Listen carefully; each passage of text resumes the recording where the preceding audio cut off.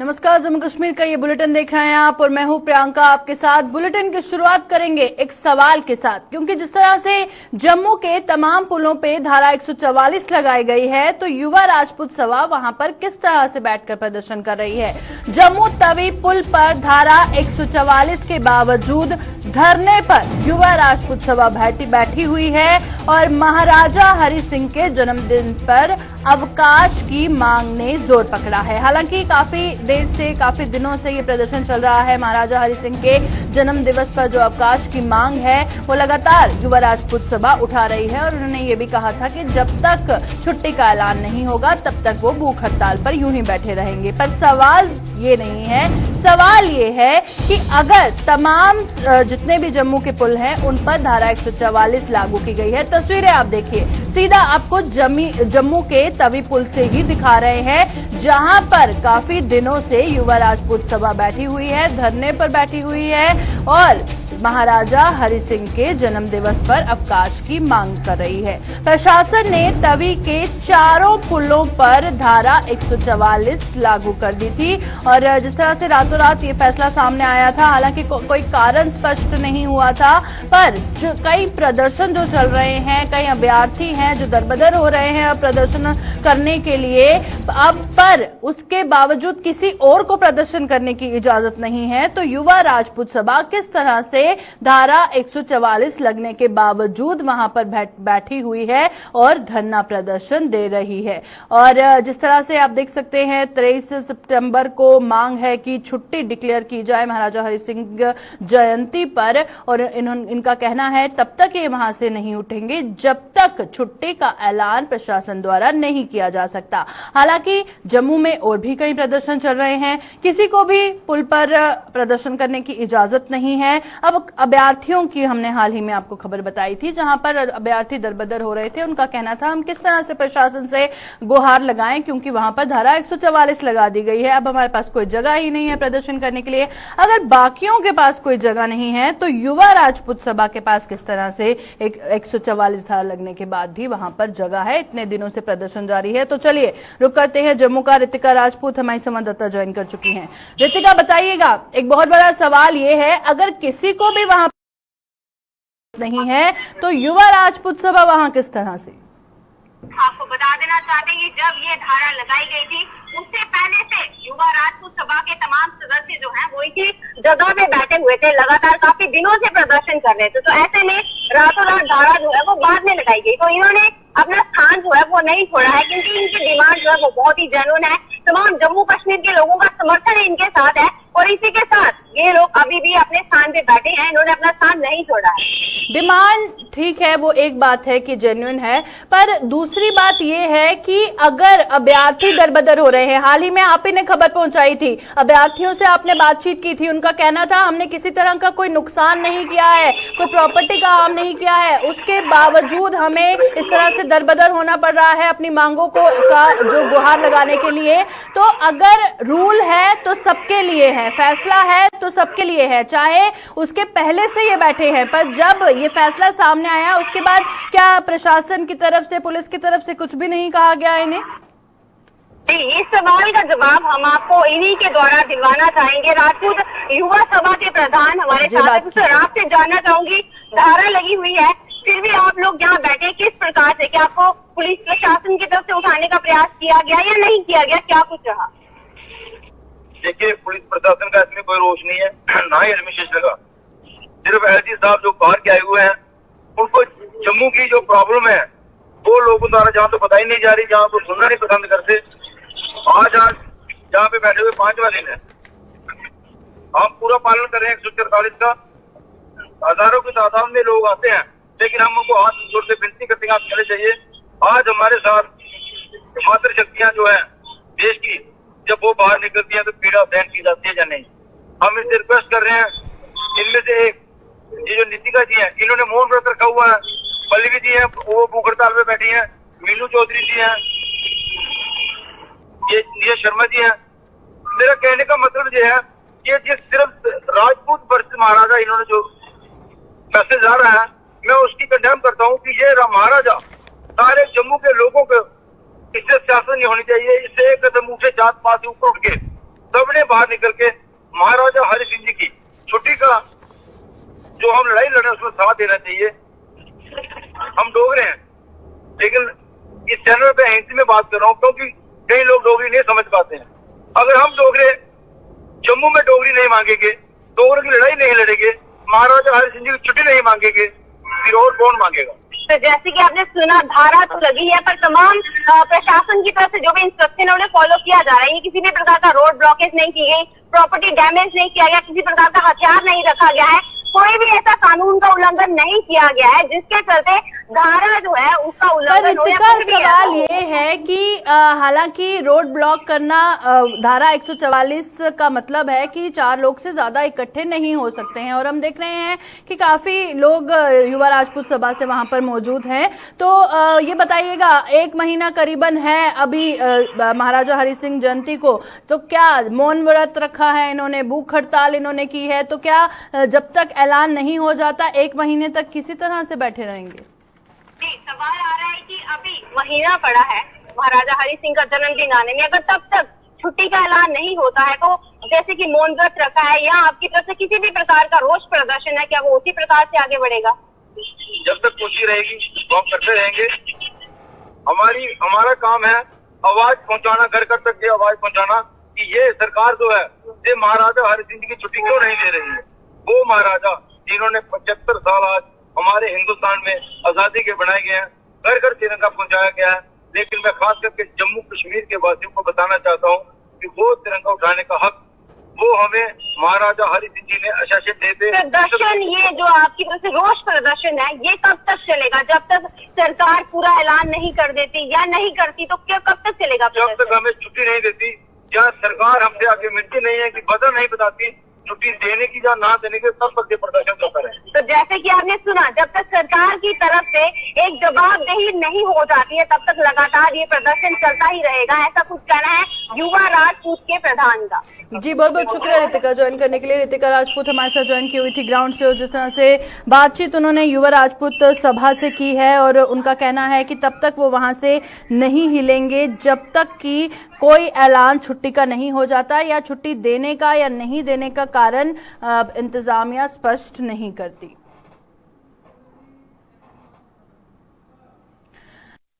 चोरी की वारदातों की खबरें आपने अक्सर सुनी होगी, पर आज जो हम आपको खबर बताएंगे वो शायद आप पहली बार सुन रहे होंगे। चलिए आपको ले चलते हैं रियासी, और रियासी से खबर सामने आ रही है कि वहां पर चोरों ने ट्रांसफार्मर लगे हुए थे बिजली के, उसमें से तांबा और तेल चुरा लिया है। पौनी तहसील का बारक गांव है जहां पर चोरों के हौसले इतने बुलंद हैं कि बिजली के ट्रांसफार्मर से तांबा और तेल चुराकर चोर ले गए हैं। चोरों की हिमाकत से पुलिस और आम लोग भी सकते में आ गए हैं। अक्सर आपने खबरें सुनी होंगी कि घर पर चोरी हो गई, कैश चुरा कर ले गए, सोना चुरा कर ले गए, सामान चुरा कर ले गए, दुकान से पैसा चुरा कर ले गए, सामान चुरा कर ले गए। पर अब पहली बार या कुछ अलग चोरी की वारदात रियासी से सामने आई है, जहां पर चोरों ने बिजली के ट्रांसफार्मरों से तांबा और तेल चुरा लिया। तस्वीरें सीधा हम आपको दिखा रहे हैं। पौनी तहसील है रियासी की और गांव है बारक, जहां बारक गांव में चोरों के हौसले बुलंद नजर आ रहे हैं, जहां पर तस्वीरें आपको दिखा रहे हैं। और चोरों ने जो ये हिमाकत की है, इससे पुलिस और आम लोग भी सकते में आ गए हैं। तो आप देखिए अपने हर इलाके में जिस तरह से बिजली का बड़ा ट्रांसफार्मर लगा होता है, और उसमें से किस तरह से इन्होंने साफ तौर पर आप स्क्रीन पर देख सकते हैं कि किस तरह से इन्होंने लॉक तोड़ा और उसके अंदर से तांबा और तेल चुराकर जो चोर है ले गए। चलिए रुक करते हैं रियासी का। हमारे संवाददाता संजीव हमारे साथ ज्वाइन कर चुके हैं। तो संजीव बताइएगा, चोरी की ये जो वारदात पेश आई है काफी अलग है, अनोखी है, क्या कहेंगे? पुलिस से भी आपने बातचीत की, लोगों से भी आपने बातचीत की, क्या कुछ जानकारी है इस चोरी की वारदात के हवाले से? जी प्रियंका जी, अगर मैं बात करूं तो रियासी के जो विभिन्न इलाके हैं वहां पे जो चोर हैं वो चोरियों को अंजाम दे रहे हैं। इसी तरह मैं बात करूं तो तहसील पौनी के पंचायत बारक में जो नया ट्यूबवेल बना हुआ है और वहां पे काम चल रहा था। कुछ दिन पहले वहां पे काम कंप्लीट हुआ, वहां पे जो ट्रांसफार्मर बड़े बड़े लगाए गए लोगों के घर पे पानी पहुंचाने के लिए, उसके साथ ही एक पुराना ट्रांसफार्मर है, वहां भी जो चोरी हुई, वहां जो भी सिस्टम था वो चल रहा था, चालू था, इसकी वजह से वहां पे ज्यादा चोरी नहीं हुई। पर जो भी एजेंसी इस वक्त काम करवा रही है जल जीवन शक्ति मिशन में, जहां पे जो चोरी हुई है उनका सारा सामान ही उठा लिया है, और जितने भी ट्रांसफार्मर थे उनमें से उसका जो तेल होता है तेल भी निकाल लिया है, और जो कॉइलें वगैरह पड़ी होती है वो पूरी निकाल दी है। जी बिल्कुल। और कब इस चोरी की वारदात को अंजाम दिया गया, क्या कुछ कहना है लोकल्स का? जी प्रियंका जी, अगर बात करें तो ये 2 दिन के अंदर चोरी हुई है। और भी जो हमने डिपार्टमेंट के साथ बात करने की कोशिश की तो उन्होंने बताया है पहले भी कटरा के साथ ही कांजली जगह पड़ती है, वहां पे पंपरों में जो पीएचई के हैं वहां भी चोरी हुई थी। तो जहां पे अगर बात करें तो जो कर्मचारी हैं, जहां पे जो ठेकेदार हैं, जिस एजेंसी ने काम लगवाया, उन्होंने पीडी डिपार्टमेंट वालों को पहले से नोटिस दिया था कि जहां पे जो इंस्पेक्शन कर लें उसका जो उनको सर्टिफिकेट भी मिल गया था। पर जो देरी इस बात की थी कि जो सिस्टम चालू नहीं किया गया था पीडीडी डिपार्टमेंट द्वारा। जी बहुत बहुत शुक्रिया संजीव ज्वाइन करने के लिए। तो संजीव हमारे साथ रियासी से ज्वाइन किए थे और इस हवाले से जानकारी दे रहे थे, और आपने देखा किस तरह से चोर बिजली के ट्रांसफार्मर से तांबा और तेल निकाल के जो है चले गए हैं, और वहीं पर 2 दिन बताया जा रहा है, 2 दिनों के अंदर ये जो इस वारदात को अंजाम दिया गया है। जब भी आप सफर करते हैं, रास्ते में कहीं टोल आता है, आपको टोल भरना होता है, और अगर टोल ही लूट खसूट का अड्डा बन जाए तो आप क्या करेंगे? तो इस तरह की कुछ खबर सामने आ रही है। आपको बता दें, नगरोटा में जो बन टोल प्लाजा है वो लूट खसूट का अड्डा बन चुका है। नियम कानूनों की सरेआम धज्जियां उड़ाने के आरोप वहां के लोगों द्वारा लगाए जा रहे हैं, और 20 किलोमीटर के दायरे में रहने वाले लोगों से टोल वसूला जा रहा है। और नगरोटा के जेसीबी, डंपर, टिप्पर और ट्रैक्टर ट्रॉली वालों ने ये बड़ा खुलासा किया है। तो बड़ी खबर नगरोटा बन टोल प्लाजा के हवाले से सामने आ रही है, जहां पर वहां पर रहने वाले लोगों का कहना है कि 20 किलोमीटर के दायरे में वो रहते हैं, और अगर बात की जाए रूल के हिसाब से हमसे टोल नहीं वसूलना चाहिए, उसके बावजूद नगरोटा के जो जेसीबी हैं, डंपर है, टिप्पर है, ट्रैक्टर ट्रॉली हैं, उनसे भारी जो मात्रा में बताया जा रहा है कि टोल वसूला जा रहा है। और क्या कुछ कहना है वहां के लोकल्स का, आइए आपको सुनाते हैं। तालाब में लगा है, इस टोल प्लाजे के आगे भी ज़मीन है, कहीं भी पीछे भी है, दिन का 4 दफ़ा भी जाना है, रिश्तेदारी भी है, तो इतना पैसा हम कहाँ से देंगे? एक तो इधर बना हुआ भी है विजयपुर में, उधर क्या लोगों को जो लोकल है उनको सबको माफ़ किया है, नगरोटा में टोल प्लाजा में इतनी हमारे साथ क्यों कर रहे हैं? पहले तो हम 1000 भी 960 रुपया देते थे, फिर 2200 हुआ, अब हम 2930 रुपया दे रहे हैं, 4-5 दिन के बोल रहे हैं, अब 6000 एक गाड़ी का देना पड़ेगा। तो 5.5 रुपये फुट के हिसाब से हम रॉयल्टी दे के माल लोड करते हैं, फिर माल के पैसे अलग अदा करते हैं, फिर 6000 हम गाड़ी का देंगे, आगे लेके क्या करेंगे? उससे बेहतर है हम रोड में ही खड़ी कर देते हैं। पहले नंबर तो ये है ही गलत है, 20 किलोमीटर के आगे जाके टूल लगता है, जब 30 के, ये 6 किलोमीटर पर टूल लगा है जिधर से हाईवे शुरू हुआ है। इतनी बेइंसाफ़ी हो रही है। ये हमें लेटर डिपकाम साहब को, डिप्टी कमिश्नर जम्मू डीसी साहब को, तहसीलदार को, रेवेन्यू 3 डिपार्टमेंटों के पास हमारा चला गया, SSP Jammu, SP rural Jammu, DSP, SHO Nagrota, इनको सबको हमने लेटर दे दिए। इसलिए हम आज प्रेस कॉन्फ्रेंस लेंगे। ये अफसरों तक हमने बात खुद तो पहुँचाई है, लेकिन आपके थ्रू भी हमारी बात पहुँचनी चाहिए, यही रिक्वेस्ट है।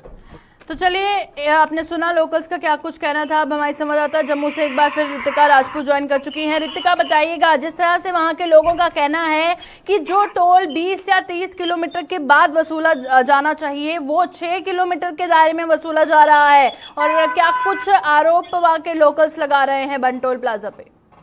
आपको बता देना चाहते हैं, ये जो आरोप प्रत्यारोप जो लग रहे हैं, ये तमाम all JCB, dumper, tipper trolley के तमाम जो ओनर्स हैं, जो वर्कर्स हैं, उनके द्वारा लगाए जा रहे हैं। उनका कहना है कि जो नगरोटा बन टोल है, वहां से 20 किलोमीटर के दायरे में अंदर में आने वाले 8 गांव है, और उन गांव के लोगों की गाड़ियां जब भी वहां से जाती हैं उनसे टोल वसूला जाता है और वो टोल कहीं ना कहीं उन दायरों में नहीं आता है जो नेशनल हाईवे अथॉरिटी की तरफ से रखी गई है। तो कहीं ना कहीं उन्होंने हवाला दिया है कि जो अगर बात करें जम्मू के बाकी के टोल प्लाजा हैं, वहां पे लोगों को अगर टोल माफ है तो नगरोटा में 20 किलोमीटर के अंदर आने वाले तमाम गांव के लोगों से एक्स्ट्रा टोल क्यों वसूला जाता है और टोल वसूला ही क्यों जाता है, ये तमाम बातें उन्होंने बाहर रखी हैं।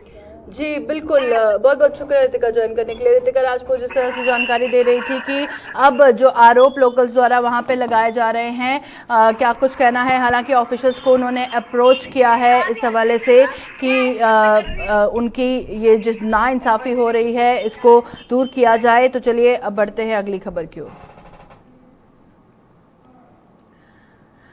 अंतर्राष्ट्रीय बॉर्डर पर जो बंकर बनाए गए हैं उनकी बद से बदतर हालत हो चुकी है। जी हां, हम बात कर रहे हैं सांबा की और खबर इस वक्त सामने आ रही है कि अंतर्राष्ट्रीय बॉर्डर पर जो लोगों की सहूलियत के लिए बंकर बनाए गए थे उनकी हालत खस्ता होती जा रही है। कोई भी उस पर ध्यान देने वाला नहीं है। पानी से भरे बंकर निर्माण की गुणवत्ता की पोल खोल रहे हैं। अब जबकि बंकरों में पानी घुस गया है और जाहिर तौर पर अब जो सवालिया निशान लग रहा है वो बंकरों के निर्माण की गुणवत्ता पर लग रहा है। और साफ तौर पर अगर बंकरों में इस तरह से पानी घुस गया है तो अब उसकी पोल खुल चुकी है कि किस तरह से वो बनाए गए।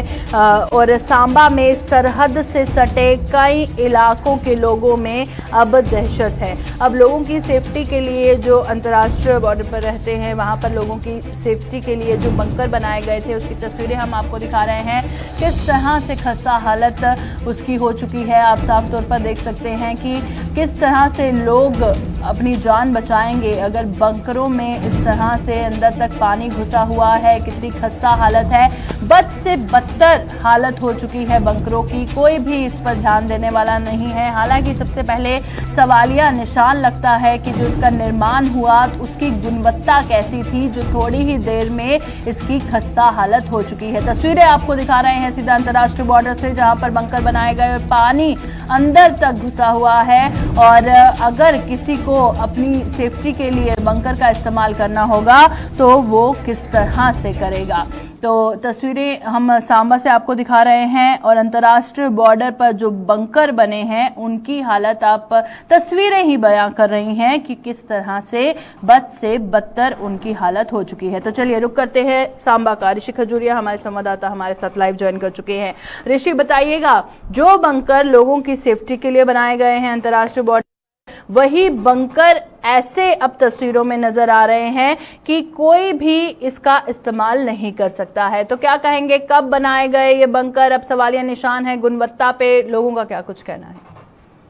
देखिए प्रियंका, आपको बता दें कि इस साल की नहीं बल्कि हर साल जब बरसात आती है तो ये सवाल खड़े हो जाते हैं कि जो अंतर्राष्ट्रीय सीमा पर पाकिस्तान की गोलाबारी से बचने के लिए, शरण लेने के लिए बंकर बनाए गए, उनकी गुणवत्ता को लेकर भी लगातार सवाल उठे और जो इनकम्प्लीशन है इन तमाम बंकरों की उसको लेकर भी सवाल उठे हैं। और कहीं ना कहीं वाकई में जब यहाँ अंतर्राष्ट्रीय सीमा पर हम पहुंचे तो हमने देखा कि तमाम ऐसे इलाके अंतर्राष्ट्रीय सीमा के यहाँ बंकरों की सौगात तो मिली लेकिन बंकर इनकम्प्लीट है। यानी कुछ बंकर बने उनकी छत नहीं है, कुछ के दरवाजे नहीं है और जब बरसात का पानी आता है तो वो पूरा का पूरा पानी जो है वो वहां तालाब का रूप ले लेता है। और उसी के चलते आपको बताते चले कि जब लोगों को शरण लेने का कोई ऐसा मौका मिल जाए, यानी कि पाकिस्तान गोलाबारी कर दे या सीज फायर का उल्लंघन कर दे, तो यही एकमात्र सहारा है बंकर जो लोगों को बचा सकता है पाकिस्तान की गोलाबारी से। लेकिन हालात ऐसे हो जाते हैं बद से बदतर कि यहाँ पर पैर भी रखना जो वो काफी मुश्किल हो जाता है। और कई लोगों ने अपना साजो सामान वहां पर रखा हुआ है तो वो भी पूरा का पूरा जो सामान है वो खराब हो जाता है।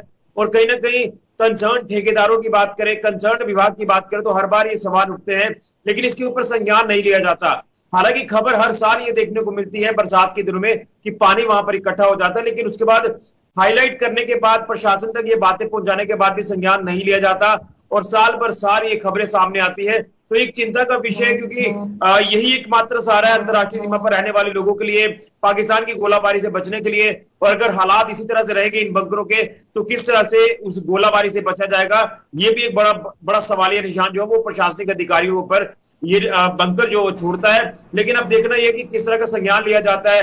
गुणवत्ता को लेकर जो सवालिया निशान है कि जो मटेरियल यूज किया जाता है वो भी इतना अच्छा मटेरियल यूज नहीं किया जाता और वो कुछ दिनों के बाद आप हाथ से उसको जो कुछ हिस्सा जो बंकर का तोड़ सकते हो। तो गुणवत्ता को लेकर भी सवाल है, इनकम्प्लीशन को लेकर भी सवाल है। तो मुझे लगता है कि प्रशासन को इसको लेकर गौर करना होगा, कहीं ऐसा ना हो कि हालात बद से बदतर हो जाए और जो शरण ये दी गई है प्रशासन की तरफ से, केंद्र सरकार की तरफ से सौगात जो दी गई है, इसका भी फायदा जो वो लोगों को ना मिले, ये बड़ा दुर्भाग्यपूर्ण होगा।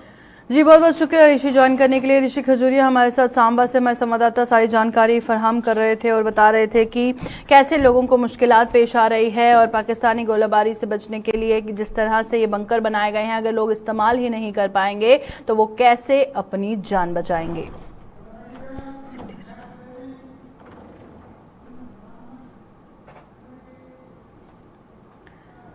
तो चलिए सांबा के बाद अब रुक करते हैं रामबन का, क्योंकि रामबन से खबर सामने आ रही है कि वेतन ना मिलने पर आईसीडीएस जो सुपरवाइजर हैं वो काम छोड़ हड़ताल पर चले गए हैं और रामबन में आईसीडीएस सुपरवाइजर्स ने सरकार के खिलाफ मोर्चा खोल दिया है। करीब 10 महीनों के वेतन का भुगतान नहीं हो पाया है, क्योंकि जिस तरह से कई बार जो आईसीडीएस सुपरवाइजर हैं वो अपनी मांगों को लेकर गुहार भी लगा चुके हैं। एक बार फिर सरकार के खिलाफ उन्होंने मोर्चा खोला है और अब काम छोड़ हड़ताल पर वो चले गए हैं। करीबन 10 महीनों से वेतन जो है नहीं मिल पाया है और उनका कहना है अगर हमने काम किया है तो 10 महीनों से हमारा वेतन क्यों नहीं मिला है, और जब तक वेतन का भुगतान नहीं होता तब तक इसी तरह से वो काम छोड़ हड़ताल पर बैठे रहेंगे। जो तस्वीरें इस वक्त आप स्क्रीन पर देख रहे हैं जो सीधा रामबन से सामने आ रही हैं, सड़कों पर बैठी ये महिलाएं मांग कर रही हैं इंतजामिया से कि उनकी गुहार सुनी जाए,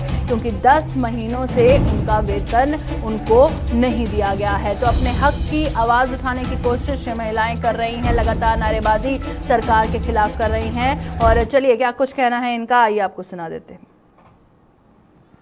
कंटिन्यू स्ट्राइक रखेंगे और कोई भी काम हम नहीं करेंगे। हम आज से ही और बल्कि इसी वक्त से हम अपना काम छोड़ रही हैं ऑफिस से, क्योंकि अब 25 तारीख से हमें एमपीआर वगैरह देनी होती हैं, लेकिन हम नहीं देंगे और हम आज के बाद कोई काम नहीं करेंगे जब तक हमारी सैलरी नहीं आती है, क्योंकि हमारा भी कोई घर-बार है, हमारा भी परिवार है, हमने भी कुछ खाना है। 8-10 महीने जिस बंदे की सैलरी बंद रहेगी और काम पे काम करता रहेगा वो, तो आप ही बताइए कि हम क्या खाएंगे। रुक करते हैं रामबन का। नदीम हमारे साथ हमारे संवाददाता ज्वाइन कर चुके हैं। नदीम बताइएगा, बिल्कुल सही कहा इन महिलाओं ने कि जब 10 महीने से वेतन नहीं मिला है तो घर का गुजारा किस तरह से करेंगे, और जो इनके हाथ में बैनर है we want one time solution, बेटी बचाओ बेटी पढ़ाओ, और आज ये बेटियां सड़कों पर बैठने को मजबूर है, क्या कहेंगे?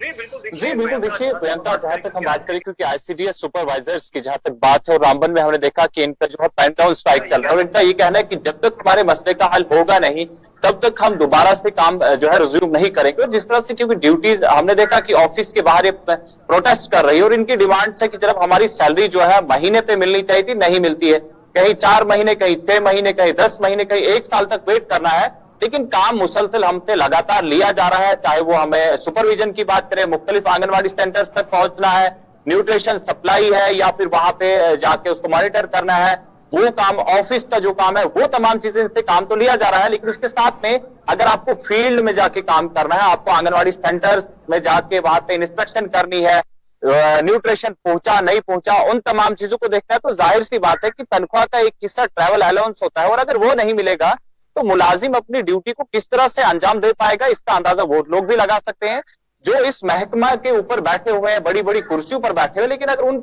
लोगों को अगर इस चीज की फिक्र नहीं है तो जाहिर सी बात है इस तरह के हालात पैदा होंगे ही। जब हम आंगनवाड़ी के जो सुपरवाइजर से, आईसीडी सुपरवाइजर से बात कर रहे थे, उनका यह कहना था कि जनाब काम तो अब हम रिज्यूम नहीं करेंगे, हम एक बार ही सोल्यूशन चाहते हैं कि हमारे साथ क्या करना है, क्या आप इसी तरह से हमें 4, 6 या 10 महीने का इंतजार करवाएंगे या फिर हर महीने जिस तरह से बाकी एम्प्लॉयज की सैलरी निकलती है उसी तरह से हमारी सैलरी भी निकालेंगे। लेकिन कहीं ना कहीं सख्ती उनकी तरफ से यह भी है कि जनाब हम तब तक काम रिज्यूम नहीं करेंगे, अपनी ड्यूटीज रिज्यूम नहीं करेंगे जब तक हमारी डिमांड्स को माना नहीं जाता है। आज की डेट में अगरचे वो ऑफिस के अंदर है लेकिन काम छोड़ हड़ताल पर है, प्रोटेस्ट कर रहे हैं, सड़क पर बैठे हुए हैं और डिमांड यही है कि जब तक हमारी डिमांड्स को पूरा नहीं किया जाएगा, जनाब तनख्वाह का मसला हल नहीं किया जाएगा, तब तक हम ड्यूटी रिज्यूम नहीं करेंगे, ना हम फील्ड में इंस्पेक्शन पे जाएंगे, ना तो हम न्यूट्रिशन डिस्ट्रीब्यूट जो सप्लाई वगैरह करते हैं वो करेंगे, ना ही हम दफातर का काम करेंगे जब तक हमारे मसले का हल नहीं होगा। मसला कब हल होगा ये देखना काफी दिलचस्प रहेगा।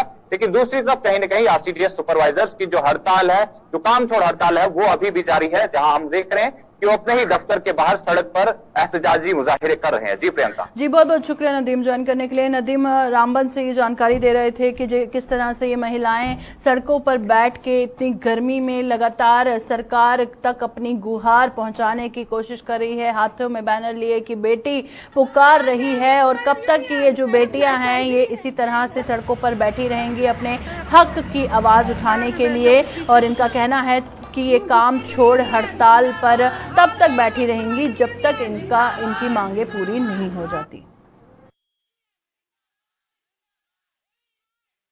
अभी के बुलेटिन में फिलहाल इतना ही, दीजिए इजाजत, नमस्कार।